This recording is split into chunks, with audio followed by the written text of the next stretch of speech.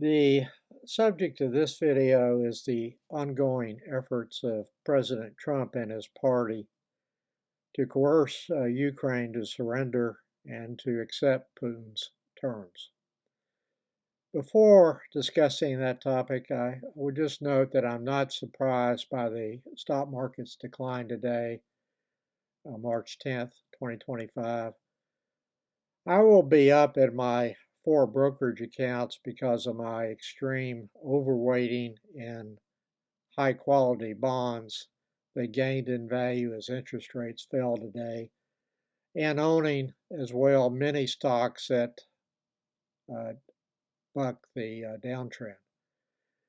I did do some selling earlier today of stocks that were up more than 2%.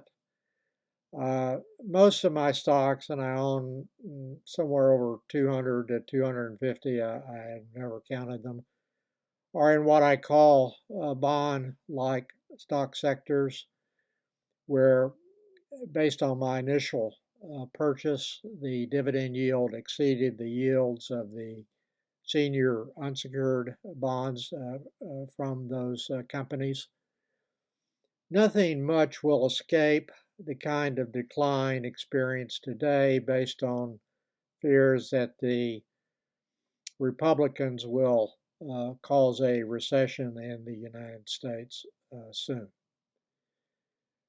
There's not enough evidence yet for me to actually predict a recession. I do think they are increasing the probability of stagflation, as I've said in a recent video. There's been a lot of chatter recently that I've noted on the internet about whether Trump is a Russian asset whose code name is Krasnov, which is a claim that was made by a Russian intelligence officer in a Facebook post, I believe, in 1987. The author of the book, American Kompromat, may have mispronounced that, authored by Craig Unger and reportedly features an interview with a KGB spy who claimed that Trump was a Russian asset. The book was published in 2021. I've not read the book. I read a couple of reviews that indicated to me that this KGB spy did not have much in the way, if any, personal knowledge of what he was saying. Based on just a review of a few articles in my background of assessing what would be admissible in a court of law, there's no direct evidence admissible in a court which supports that claim that I have seen. The Russian intelligence officers who have made these claims would have to testify about their personal direct knowledge in a deposition or in a courtroom, not some multiple hearsay claim that they may have that would be inadmissible in a court because it's unreliable, and then be subject to cross-examination. I'm just a stickler for the American way of doing things. The claim made in 1987 appears to be based on multiple hearsay that has no evidentiary value. That is an opinion that I developed by reading several articles on the subject. I will link at least one in the more section below. I doubt that there will ever be direct, cogent proof that Trump is a Russian asset or compromised in some way by Putin. Maybe in some distant time when Russia changes in a few centuries from now, probably never, a file may be produced shedding some light on this subject, either rebutting or supporting the claim of the Russian former spies. For now, all that can be said is that Trump's words and actions are consistent with what I would expect from a president who is a Russian asset.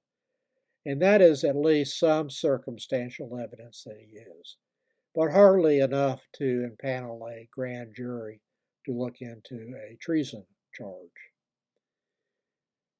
Prior to the election, I made the observation in several YouTube videos that Trump's rhetoric was consistent with what I believe Putin would want from a U.S. president. In one of those videos published about 8 months ago, I noted that Trump was likely to cause the U.S. to change sides in the Russia-Ukraine war and to adopt Putin's peace plan, which would include at a minimum the annexation of about 1/5 of Ukraine's internationally recognized territory into the Russian Federation as a reward for Putin's invasion. Ukraine never being allowed to join NATO would be another condition of the Putin-Trump peace plan. Russia would never have to pay reparations for the civilian deaths that it has caused, or to even return the children that they have kidnapped from Ukraine, or to pay any compensation for destroying civilian structures, including hospitals and apartment buildings, which has been a routine for Russia in this conflict. America's new best friend appears to be Putin rather than the Western democracies now.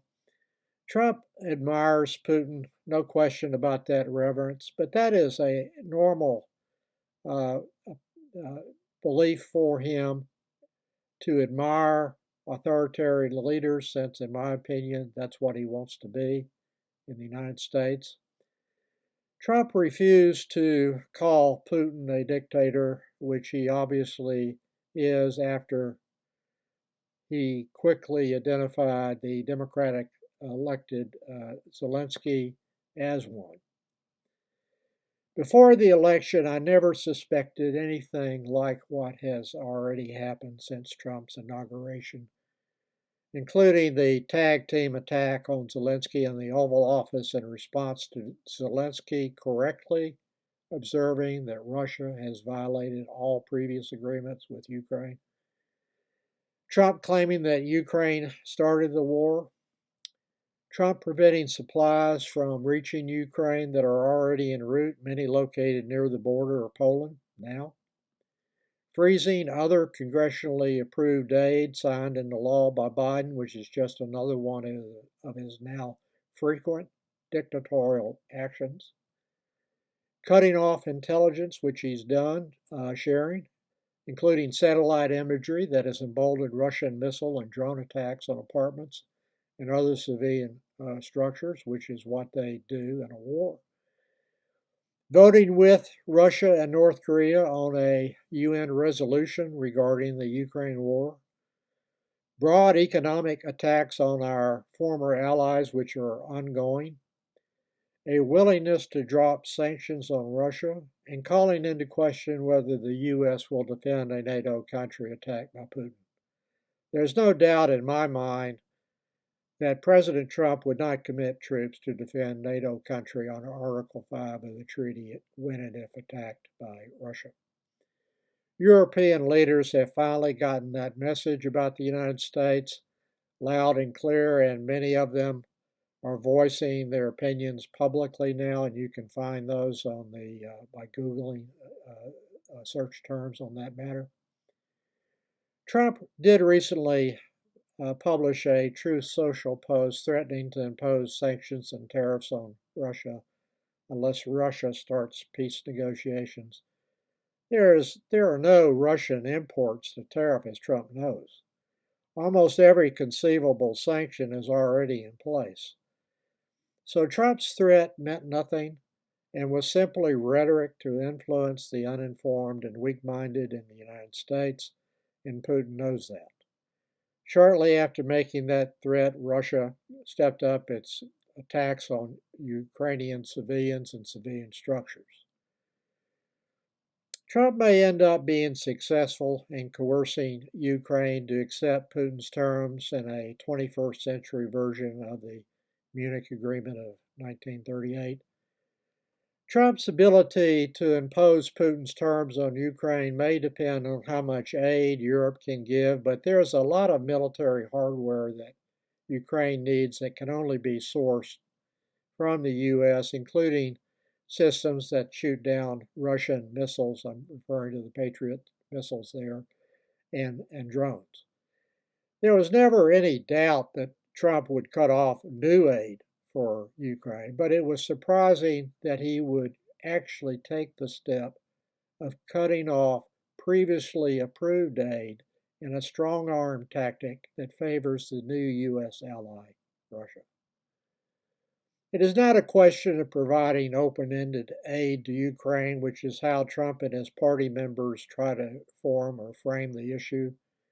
The issue is delivering aid that has already been approved by Congress that Trump has frozen by imperial edict.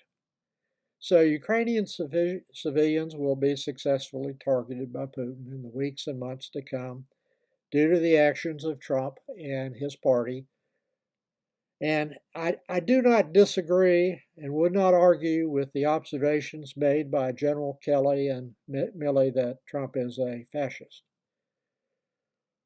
His party will not even utter a single word of criticism by what he's doing to Ukraine now, with two mild utterances of criticism so far that I'm aware of. One that came recently from the Republican Congressman Dan Bacon from Nebraska. The rest quickly went from pro-Ukraine to approve of Trump's pro-Russian agenda. If Trump is successful in stopping the war on Putin's term, and he may be successful in coercing Ukraine to accept those terms, which is what he's trying to do now, this will not change Putin's ultimate objective, which is the absorption of all of Ukraine, an objective that he has made clear repeatedly to all Republicans who now want to reward Russia for its invasion, and the commission of war crimes and crimes against humanity going unpunished entirely. Once the Trump-Putin peace plan is signed, Russia will start efforts to destabilize the Ukrainian economy, will conduct cyber attacks, sabotage, and eventually a re-equipped Russian army will invade what is left of the Ukraine territory again that is not under their control now. Remember that Russia pledged in the Budapest Memorandum to respect the then existing Ukrainian territory, which included Crimea and the Donbass region. Treaties mean nothing to Russia, and their entire history is replete with ignoring treaty obligations when it suits them. So Zelensky is correct based on all history that Putin cannot be trusted, but then Trump cannot be either.